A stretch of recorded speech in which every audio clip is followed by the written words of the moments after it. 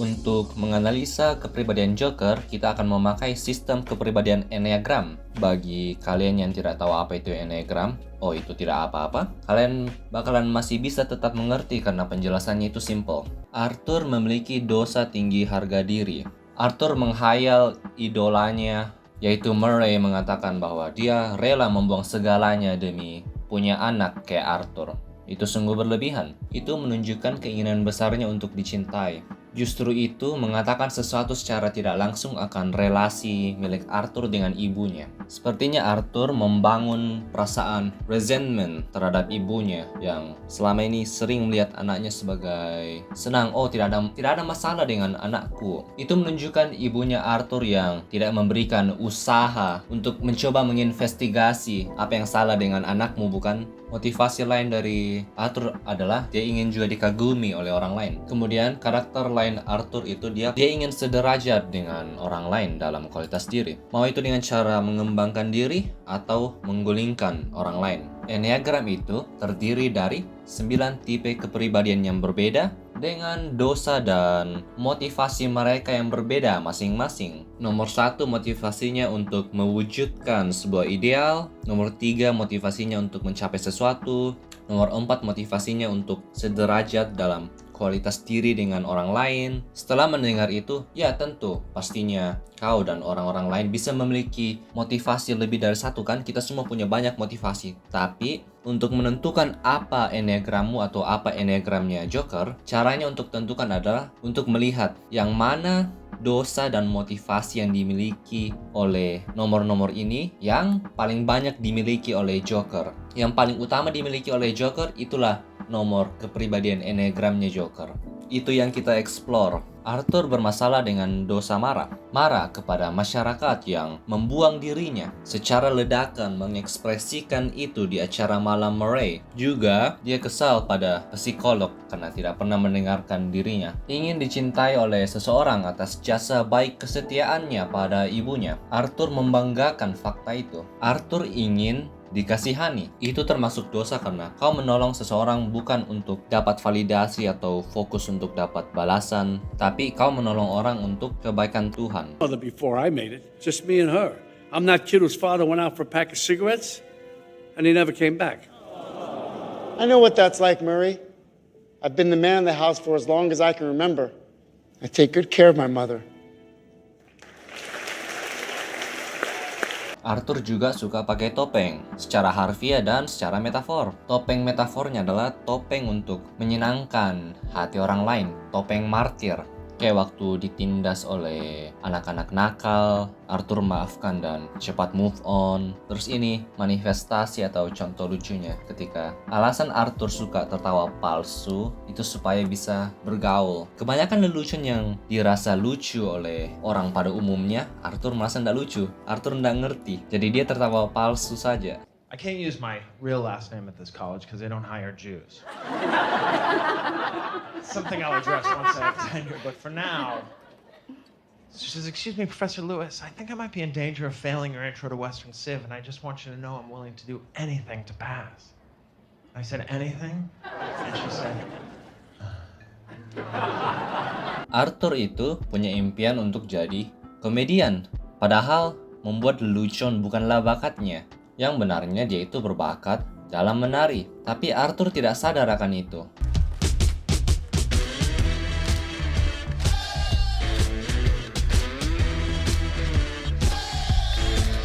Itu menunjukkan bahwa Arthur itu buta kognisi FI, dosa rendah diri. Dia tidak punya keberanian untuk berkenalan dengan Sophie. Sophie terus sedih karena diri terkucilkan.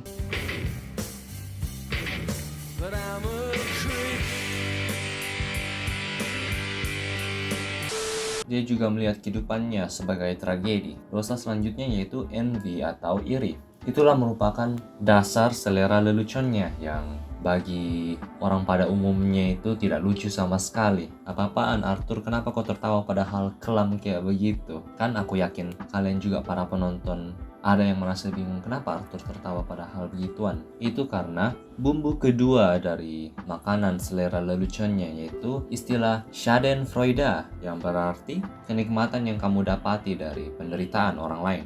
Nah, bayangkan dirimu selama ini menderita, sedih, kau rendah dan lebih sial dibandingkan orang lain. Itu karena kau percaya bahwa Tuhan mengutukimu, bahwa Tuhan tidak adil. Sehingga ketika kau melihat orang lain yang kehidupannya baik-baik aja, mengalami kecelakaan sehingga jatuh terguling sederajat denganmu sekarang, kau senang. Ketika kau melihat anak orang lain mati karena pengendara mabuk, kau tertawa. Ketika kau melihat psikolog yang kau tidak sukai dipotong pendanaannya, kau tertawa. Aku punya saudara, tapi meskipun kami bersaudara, kami sungguh berbeda. Dia sungguh beruntung, tapi kali ini dia memiliki takdir yang sama denganku akibat efek domino dari tindakanku. Sekarang dia tidak punya orang tua sama sepertiku. Itulah makna dari adegan itu, pendapatku. Tariannya Arthur di adegan ini mengekspresikan kenikmatan yang Arthur rasakan dari penderitaan orang lain. Sebanyak dia berpura-pura itu tidak benar, secara bertahap-tahap tubuhnya mulai mengakui itu. Mengakui keberadaan pantulan shadow miliknya di cermin. Yang kumaksud dari shadow adalah merupakan konsep dari psikolog bernama Carl Jung. Shadow berarti paket dosa khasmu dan potensi dosa khasmu yang kau sering tekan ke bawah atau represi karena mereka jahat. Ini secara publik tidak diterima. Ini memalukan. Carl Jung percaya bahwa kualitas atau komposisi paket shadow kita itu ditentukan atas dari apa yang paling kau kritik. Shadow milik Joker adalah membunuh, marah, balas dendam. Untuk dosa nomor 5, ya ada tapi tidak signifikan. Oke, sudah selesai analisa dosa dan motivasi tiap nomor. Nah, mari kita jumlahkan yang mana paling terbanyak dosa dan motivasinya, maka itulah nomor Enneagram milik Arthur. Setelah aku jumlahkan, yang paling terbanyak adalah nomor 4. Nomor 4. Tadi kulihat jumlah nomor 4 dan 3 seimbang kok. Sebenarnya nomor 4 jauh lebih banyak daripada nomor 3. Dosa 1 tadi yaitu marah karena masyarakat membuang dirinya, sebenarnya kurang tepat untuk bilang bahwa itu merupakan dosa nomor 1. Lebih tepatnya adalah sesuai di gambar yang kutunjukkan sekarang ini. Dosa tersebut merupakan dosa milik rumus dosa 4 ditambah 1D, bukan hanya 1D. Karena kemarahannya itu kepada masyarakat bukan murni milik nomor 1, tapi merupakan rumah di atas fondasi dosa 4. Kemarahannya itu di atas dosa iri. Ya benar, di Enneagram itu ada yang namanya dosa campuran. Nah, dan dosa campuran semacam itu ada banyak contoh manifestasinya. Manifestasi pertamanya sudah kita bilang tadi, manifestasi kedua yaitu balas dendam kepada Murray yang mengejek dirinya. Terus marah kepada bagaimana cara masyarakat memperlakukan orang dengan masalah mental. Terakhir balas dendamnya kepada Randall. Sekarang mari kita tentukan apa wing milik Joker. Wing berarti apa nomor Enneagram utamamu peringkat kedua. Tapi untuk menentukan apa wingmu harus mengikuti satu syarat, yaitu harus merupakan nomor tetangga milik nomor utamamu atau nomor peringkat pertamamu. Jadi Joker itu antara 4 wing 5 atau 4 wing 3. Jawaban ini sudah jelas, dia merupakan 4 wing 3. Joker lebih banyak berbagi kepribadian milik nomor 3 daripada nomor 5. Selanjutnya, apa subtype milik Joker? Subtype berarti energi dan passion nomor Enneagrammu itu kebanyakan kau distribusikan untuk tingkat sosial apa? Jawabannya kebanyakan itu kepada dirinya sendiri atau dengan lambang SP. Justru bisa kedengaran aneh. Bukankah dia kebanyakan menyajikannya itu kepada tingkat sosial, bukan kepada banyak orang? Karena dia mau menyenangkan semua orang. Tapi untuk menyenangkan semua orang, Arthur harus kebanyakan mengasah dirinya dulu. Kayak, jangan sedih, jangan tunjukkan sikap irimu, harus sabar. Orang suka sabar, orang suka orang yang berjasa setia kepada ibunya, ayo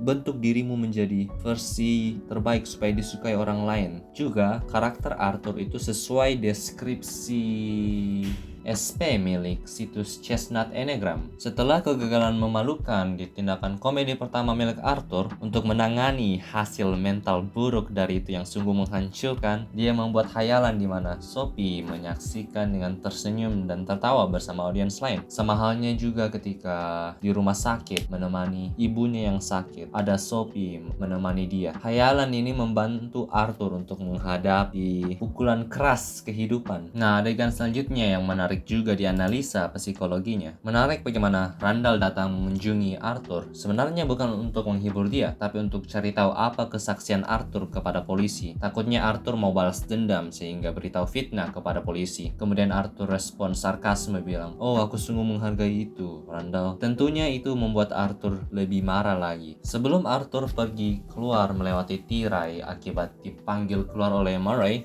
memainkan klip memalukannya milik Joker dulu. Respons audiens adalah tertawa. Joker mendengar tertawa tersebut. Kemudian dia melakukan tarian aneh, tarian yang tidak seperti tarian sebelumnya yang telah kita lihat. Mengapa dia melakukan tarian ini? Itu untuk menyamankan dirinya secara fisik dengan mengandalkan pelukan pada diri sendiri, karena dia tidak bisa mengandalkan orang lain. Kayak merasakan dirimu sendiri, menguatkan diri untuk terus berkomitmen mengeksekusi rencana ini, karena ada godaan untuk menyerah setelah mendengar audiens menertawakanmu.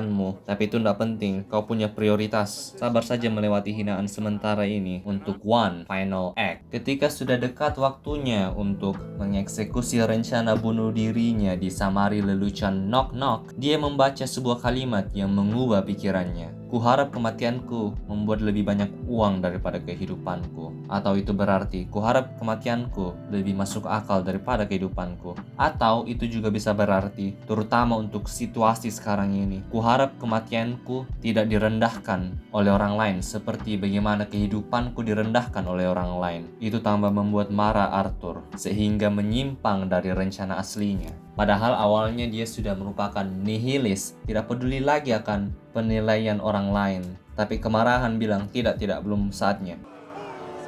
Oh, why is everybody so upset about these guys?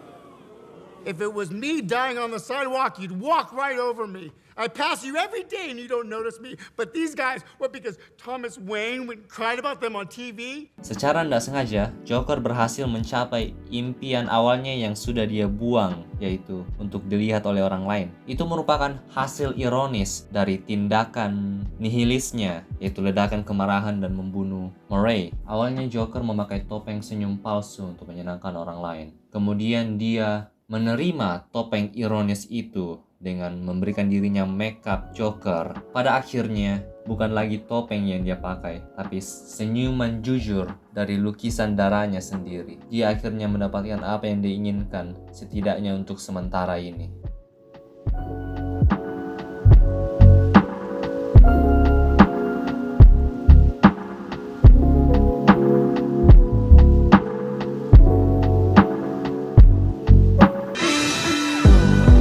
Jika kalian menikmati video ini, subscribe untuk menyaksikan konten semacam ini lagi di masa depan. Klik video di kiri untuk mempelajari Enneagram supaya bisa mengetahui apa kepribadian kalian dan karakter favorit kalian.